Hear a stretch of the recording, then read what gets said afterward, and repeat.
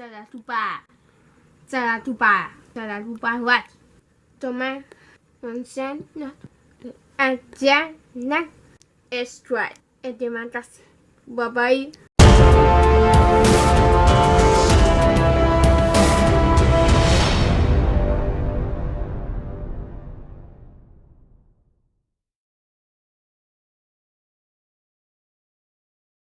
Halo teman-teman, mungkin teman-teman bingung ya kenapa video ini hanya tulisan putih dengan background hitam.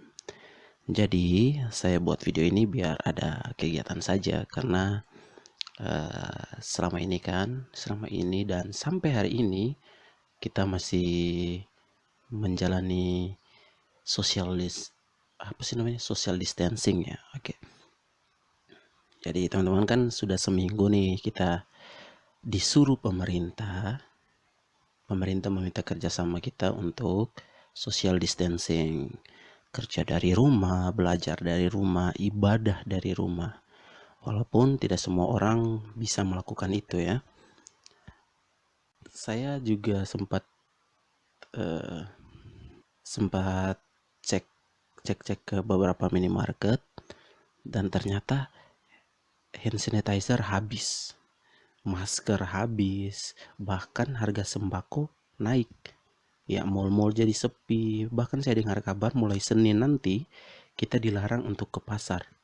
Wow, makin ribet ya. Nah, oke, back to topic teman-teman. Jadi di sini saya tidak akan bahas tentang virus corona karena itu jauh dari pemahaman saya. Bukan berarti saya tidak mau membahas, cuman marilah kita santai sedikit. Jangan terlalu pikir virus corona, yang penting kita tetap waspada dan ya tetap jaga kebersihan kesehatan kita supaya kita bisa terhindar dari virus itu dan biarkan para ahlinya, orang-orang medis yang menangani orang-orang yang kena virus corona dan biarkan pemerintah bekerja sesuai kapasitasnya. Masyarakat cukup di rumah aja. Nah, teman-teman yang punya anak, punya adik, punya kakak yang autism, selama masa social distancing ini apa yang dilakukan? Pasti bingung kan selama di rumah aja, ini anak mau diapain gitu. Nah, saya di sini lewat video ini saya akan membantu teman-teman untuk mengatur jadwal. Nah, video ini akan saya beri judul hashtag di rumah aja yang menyenangkan untuk anak autis gitu. Jadi saya akan membantu teman-teman untuk mengatur jadwal. Kenapa mengatur jadwal? Sebenarnya mengatur jadwal ini paling pokok dari semua kegiatan di rumah aja. Kenapa? Yang jelas mengatur jadwal itu pentingnya karena mengatur jadwal itu harus dipikirkan, pikirkan matang-matang menurut saya. Dipikirkan dengan baik dan harus seimbang antara kegiatan yang serius dan yang sifatnya bermain. Oke, perlu saya tegaskan lagi, ini mengatur jadwal untuk anak autis ya, bukan untuk anak-anak lain, tapi kalau mau diterapkan ke anak-anak yang bukan autis juga bisa.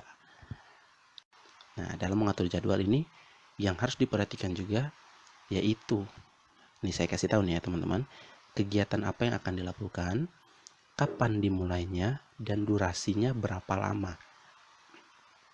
Oke teman-teman, saya ulangi ya.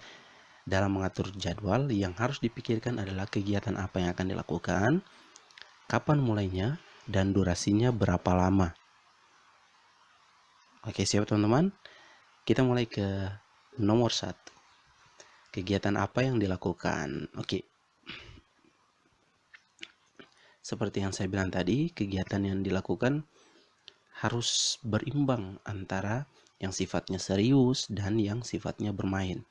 Contohnya dalam sehari, kegiatan yang dilakukan adalah membaca, menulis, berhitung, mengenal nama benda, lempar tangkap bola, menyusun balok, mewarnai, menyanyi, dan lain-lain.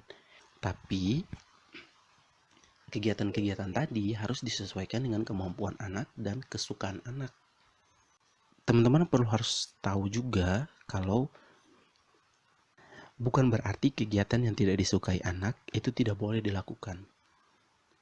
Saya ulangi ya, bukan berarti kegiatan yang tidak disukai anak tidak boleh dilakukan.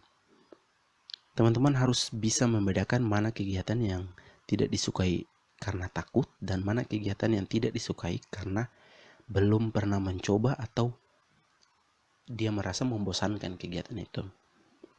Itu artinya teman-teman harus bisa membuat suasana menyenangkan, bukan menghindari untuk melakukan kegiatan tersebut. Bisa ya teman-teman? Nah, sebelum masuk ke nomor 2, mari kita sepakati bersama kalau waktu dan durasi itu beda ya teman-teman. Waktu dan durasi itu beda. Dan sebenarnya memang beda. Waktu itu seluruh dari rangkaian proses atau keseluruhan dari rangkaian proses itu waktu. Kalau durasi itu rentang atau lamanya sesuatu berlangsung.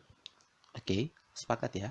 Jadi waktu itu keseluruhan, durasi itu rentang.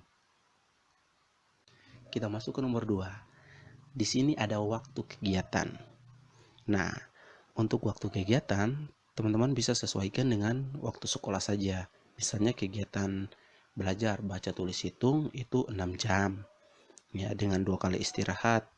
Durasi tiap istirahat itu 15 sampai 25 menit misalnya. Itu untuk kegiatan baca tulis hitung. Nah, sementara untuk kegiatan yang bermain bisa dengan waktu 3 sampai 4 jam. Poin ketiga itu durasi. Nah, teman-teman saya sarankan durasi tiap kegiatan paling lama itu 2 jam. Contohnya tadi saya bilang kegiatan baca, tulis, hitung itu 6 jam. Berarti masing-masing kegiatan itu 2 jam. Kalau dimulai dari jam 8 berarti bisalah habis di jam 1 siang. Kenapa menurut saya harus dimulai dari jam 8? Karena ya menurut saya jam-jam begitu itu anak-anak masih segar untuk melakukan aktivitas akademik gitu. Nah, sementara kegiatan main yang saya bilang tadi itu 3 sampai 4 jam dilakukan setelah jam makan siang. Atau jika anak ingin tidur siang atau terbiasa tidur siang, kegiatan bisa dimulai dari jam 6 sampai jam 9 malam. Kok sampai jam 9 malam? Karena setelah anak main, anak capek dan bisa tidur gitu. Karena masalah anak autis itu salah satunya adalah kesulitan untuk tidur di malam hari. Nah, ini jadi salah satu jalan keluar untuk orang tua atau untuk teman-teman yang mempunyai anak, adik, kakak autis dan mengalami kesulitan itu. Saya baru sadar kalau jadwal yang saya kasih tadi itu hampir serian. Kenapa begitu? Karena selama anak autis tidak tutup mata atau tidur, itu pembelajaran buat mereka. Jadi selama dia belum tidur, lakukanlah kegiatan ini. Maka minggu-minggu social distancing ini akan berlalu begitu cepat. Dan selamat menikmati social distancing dan semoga bisa bermanfaat untuk teman-teman. Dan subscribe jangan lupa. Oke, bye-bye. Terima kasih.